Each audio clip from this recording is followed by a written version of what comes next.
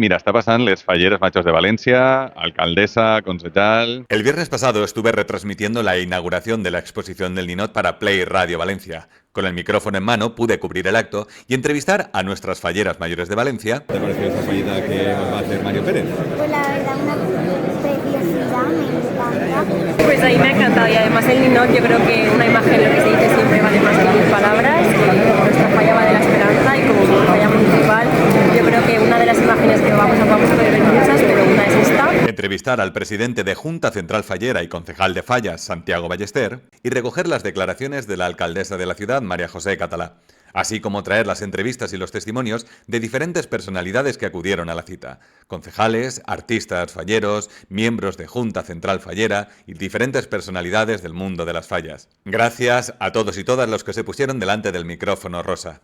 Yo te invito a que vengas a descubrir esta exposición única en el mundo, a que apoyes el trabajo de nuestros queridos artistas. Y ya de paso, te dejo en el primer comentario el enlace al programa entero, para que lo escuches y me digas qué te parece. Ah, y que me cuentes cuál es tu ninot favorito de la exposición.